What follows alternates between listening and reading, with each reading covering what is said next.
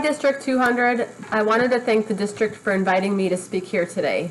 My name is Dr. Maha Zayed, and I'm an owner and psychologist of the OCD and Anxiety Center in Chicagoland. I specialize in working with kids, teens, and adults with anxiety, OCD, and trauma.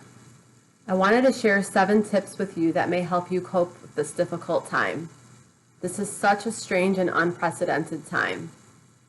Never in our lives have we had to practice social distancing, stay in our homes, be fearful of giving friends and loved ones hugs, be so afraid of getting sick, do all online learning, miss out on plays, dances, graduations, proms, etc. There's so much. This is definitely a lot. If you are feeling anything, whether it be sad, isolated, nervous, disappointed, anxious, or mad, I want you to know this is completely normal. You are not alone. It's normal to be worried during this time. There is so much uncertainty and change all around us. We've all had to adapt so quickly. It's normal to be sad. You have lost out on a lot. It's normal to think COVID is unfair and question why. I wanted to leave you with 7 tips that may help you practice self-care and look after yourself during this time.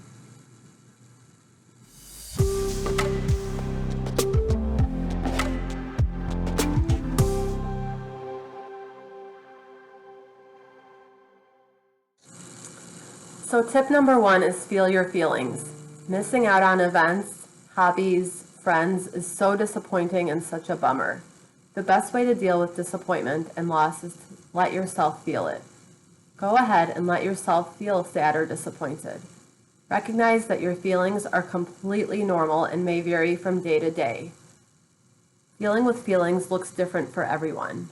You could express feelings through art or journaling. It may help to talk about your feelings with trusted others or loved ones. I think you will find that it will help to get it off your chest and to share in the collective experience with others. You could receive support and provide support to others. You will find that everybody is having emotions. Like I said, you're definitely not alone.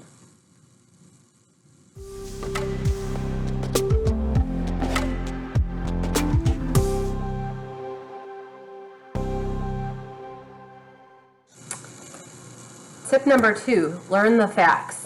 Educate yourself on COVID-19 from trusted sources like the World Health Organization, the Center for Disease Control, or your parents.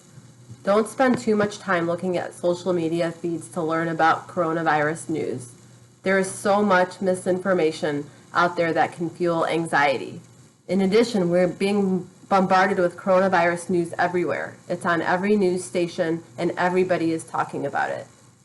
Don't spend too much time listening, reading, or watching the news. This can make anxiety and loss feel worse. Spend no more than 15 to 30 minutes a day, and that's it. After that, shift your attention to something else, something more enjoyable or productive. And if you find that 15 to 30 minutes is too much, then that's fine. Don't watch any then. It's okay not to watch the news at all. To be perfectly honest, things aren't changing from day to day that much.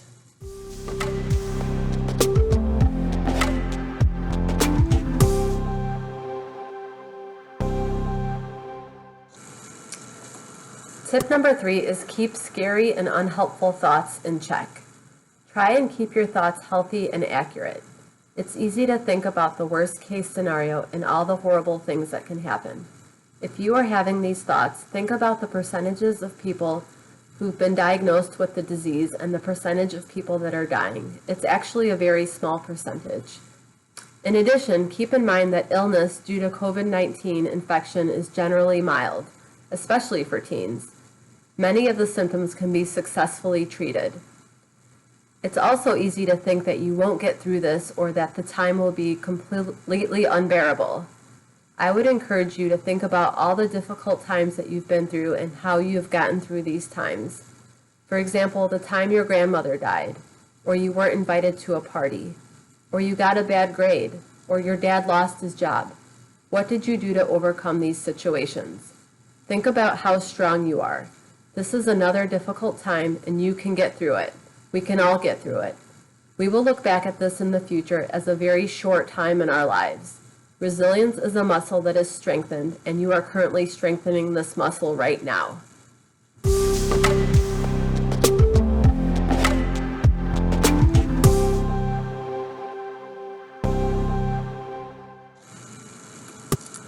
Tip number 4 is focus on what you can control.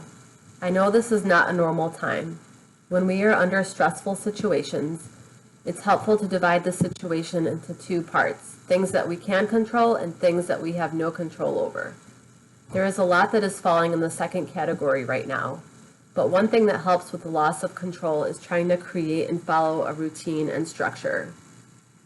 You can try and keep a routine, get some exercise, go outside, and engage in pleasurable activities. For example, try and keep your bedtime and wake time as consistent as possible. Take a shower, get dressed, eat well, do homework. Create a schedule and stick to it, even if it's flexible. Keep in mind that it may not follow the same routine, and that is okay too. For example, if you find yourself playing more video games than normal or waking up a little bit later than normal, that's okay as well. Try and do one productive thing each day and one fun thing each day. Give yourself some flexibility. As far as pleasurable activities, you can play board games, watch movies, read, make TikToks, bake, scrapbook, etc. Many places are offering virtual tours or experiences as well. Psychology Today put together a list of 51 ways to de-stress and find joy at home. Check it out. Maybe you can make a list of experiences that are relevant for you. I think it might also be fun to do something to break up the routine. For example, I've seen that some people are creating themes for their days or weekends. For example, you could do a Harry Potter day where everyone uses the jargon from the movie, wears robes, has a marathon of the movies, makes a special treat from the movie, and gets sorted into one of the Hogwarts houses. Or you could celebrate a holiday, like spring Halloween. You could dress up, tell scary stories, carve a pumpkin, and have a candy scavenger hunt.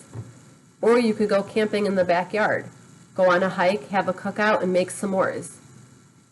I know you are missing out on many important events in your life as well, like graduations, proms, etc. I would encourage you to find a way to celebrate these events and document the memories. Be creative about having prom or graduation. For example, I've seen some teens wear their dresses and suits and take pictures outside with family members. Others have merged these pictures and videos with their friends or posted to a shared group page. It's not going to be the same, but you can still create and celebrate these moments and make lasting memories. You may also have to shift your focus on what you can control. It's easy to look at the things we can't do, but perhaps you can get creative and see what you can control. For example, if you enjoy being around others and baking, you could send cookies to the nursing home or a senior citizen home, people who are isolated and alone right now. Instead of focusing on what you do not have, you can shift the focus on what you can do.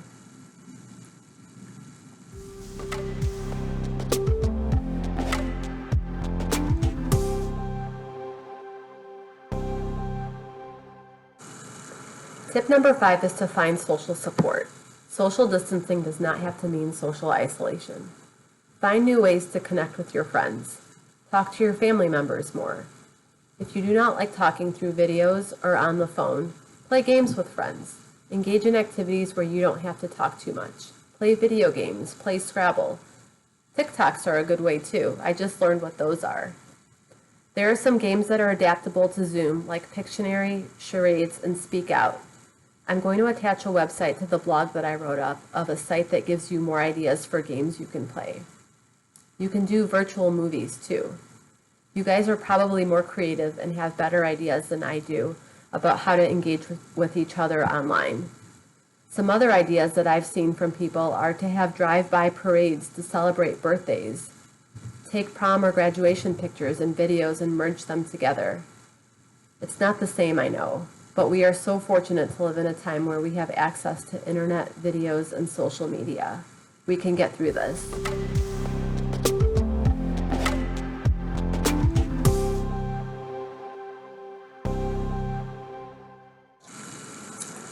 Tip number 6 is to practice mindfulness. Mindfulness is the act of focusing on the present moment without judging it. It can help keep you focused on the here and now versus the past and the future. It's easy to think about all the what-ifs in the future. If you find yourself thinking about the future, try and bring your thoughts back to the present moment and what is happening right here, right now, without judgment. For example, where are you right now?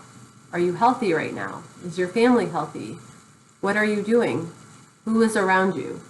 I like to encourage teens to think about 5 things that you can see, 4 things that you can touch, 3 things that you can hear, 2 things you can smell, and 1 thing you can taste. This can help you feel grounded in the present moment. There are some good apps also that can help you with mindfulness. Some of these are called Headspace and Calm. I encourage you to check them out.